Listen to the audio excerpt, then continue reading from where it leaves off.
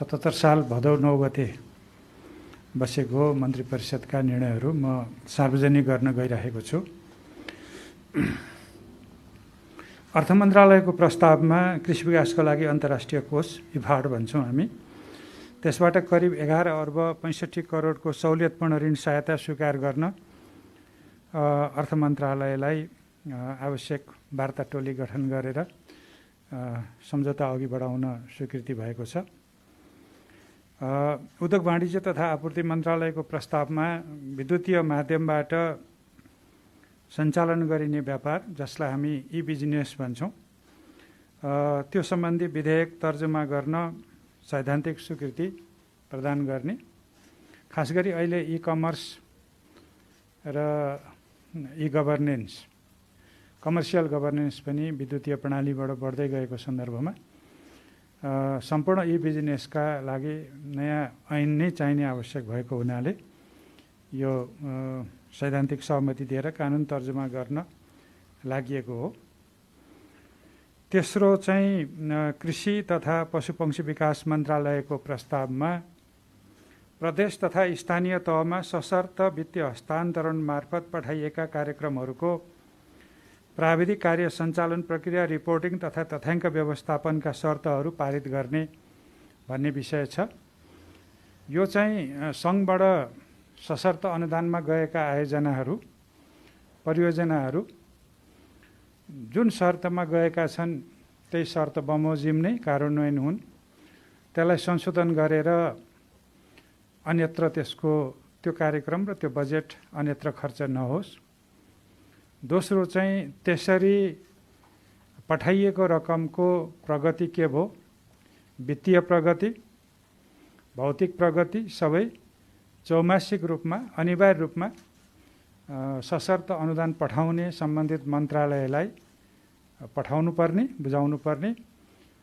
त्यस्ता आयोजनाहरूको नियमित अनुगमन गर्नुपर्ने र त्यस्ता आयोजनाहरूको कार्यान्वयन प्रगति नबुझाउने निकायहरू अथवा संस्थाहरूलाई पठाउने अनुदान जुन हो अर्को वर्षको निकासा अथवा त्यसपछिको निकासा रोक्न पनि सकिने भन्ने गरी यो संशोधन गरिएको। खास गरी तोकिएकै ठाउँमा कार्यक्रम खर्च गर्नुपर्ने, प्रतिवेदन समय समयमा बुझाउनु पर्ने, त्यसको अनुगमन गर्नुपर्ने र सबै लेखा परीक्षणहरू पनि समयमै गराउनु पर्ने।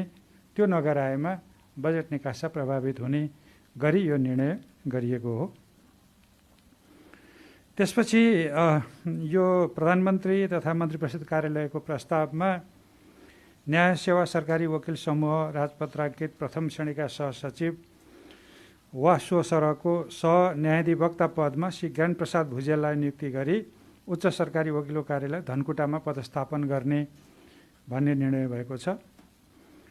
त्यसै गरी उद्योग वाणिज्य आपूर्ति मन्त्रालयको प्रस्तावमा उद्योग वाणिज्य तथा आपूर्ति मन्त्रालयका सहसचिव श्री बलराम रिजाललाई विशेष आर्थिक क्षेत्र प्राधिकरणको कार्यकारी निर्देशक समेतको काम गर्ने गरी तोक्ने भन्ने निर्णय भएको छ। त्यसपछि परराष्ट्र मन्त्रालयको प्रस्तावमा श्रीलङ्काद्वारा आयोजना गरिने 21औं बिमस्टेक सिनियर अफिसियल्स मिटिङमा नेपालको तर्फबाट सहभागी हुन परराष्ट्र सचिवको नेतृत्वमा 3 सदस्यीय प्रतिनिधिमण्डल गठन गर्नेछ। यो भर्चुअल मिटिङ हुन्छ, विद्युतीय माध्यमबाटै हुने मिटिङ हो। त्यसको लागि औपचारिक रूपमा समिति गठन गर्नुपर्ने भएको हुनाले यो निर्णय भएको हो। त्यसै गरी परराष्ट्रकै प्रस्तावमा भर्चुअल माध्यमबाट आयोजना गर्ने सार्क मन्त्री परिषदको औपचारिक बैठकमा माननीय परराष्ट्र मन्त्रीको नेतृत्वमा 4 सदस्यीय प्रतिनिधिमण्डल गठन गर्ने पनि निर्णय भएको छ। भौतिक पूर्वाधार तथा यातायात मन्त्रालयको प्रस्तावमा सडक डिभिजन चन्द्रडिङ्गापुर रौतहटको कार्यक्षेत्रभित्र सर्लाही जिल्लाको एकादशी खोलामा निर्माण भएको पुलको एप्रोच सडकमा पर्ने घरहरूलाई मुआवजा र क्षतिपूर्ति दिने सम्बन्धी प्रक्रिया अघि बढाउन स्वीकृति दिने निर्णय भएको छ। र त्यसै मन्त्रालयको अर्को प्रस्तावमा त्रिवी इन्जिनियरिङ अध्ययन संस्थान पुल्चोक क्याम्पसमा एरोस्पेसमा थप नयाँ कार्यक्रम अध्ययन अध्यापन गराउनलाई अस्थायी स्वीकृति दिने निर्णय भएको छ। रक्षा मन्त्रालयका दुईटा पदोन्नतिका प्रस्तावहरू स्वीकृत भएका छन्। एउटा प्रमुख सेनानी सरोज कुमार अधिकारी समेत 3 जना सेनानीको बढुवा र नेपाली सेनाका प्राविधिक प्रमुख सेनानी सुमित्रा मुलेपतिलाई प्राविधिक महासेनानी दर्जामा बढुवा गरी पदस्थापन गर्ने। वन तथा वातावरण मन्त्रालयको प्रस्तावमा आर्थिक वर्ष 2077-78 का लागि वन तथा वातावरण मन्त्रालय अन्तर्गतका आयोजना र कार्यक्रमहरूका लागि राजपत्राङ्कित श्रेणीका 45वटा अस्थायी दरबन्दी स्वीकृत गर्ने निर्णय भएको छ।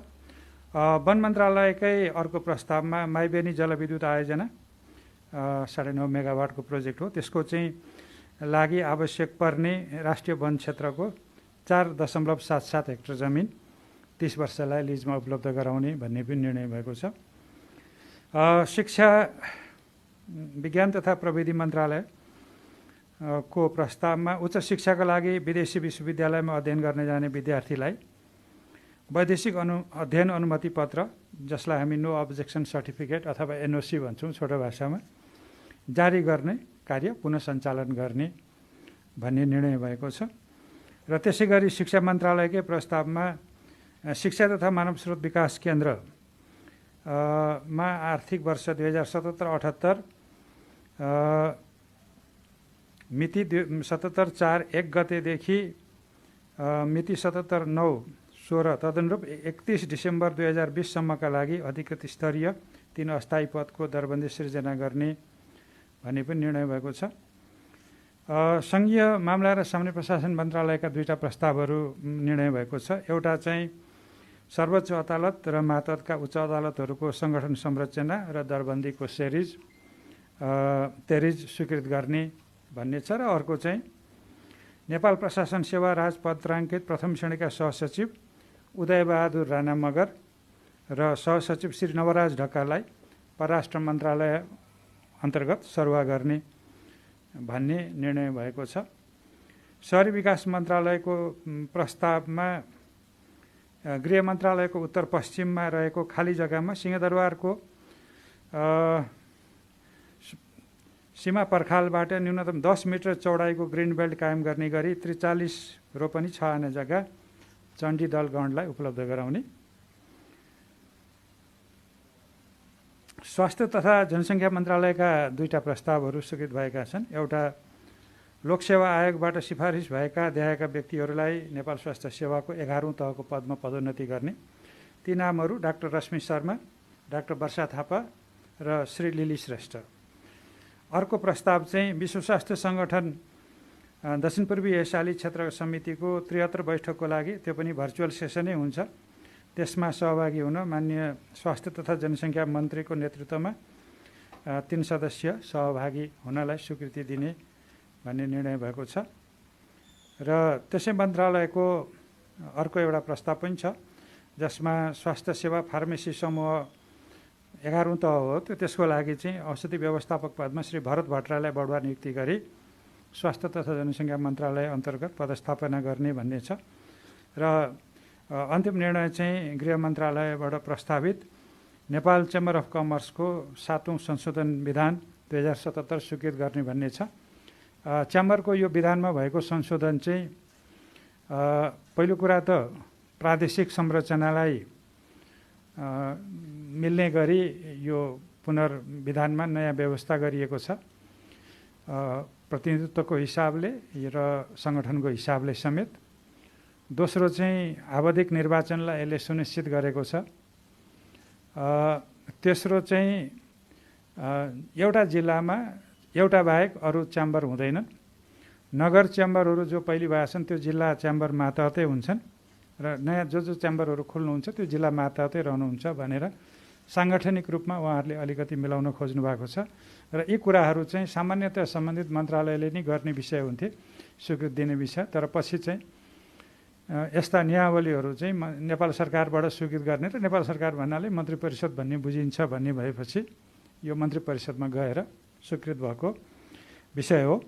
र मैले भदौ 9 गतेका मन्त्री परिषदका निर्णयहरू यहाँहरूलाई मैले जानकारी गराएँ।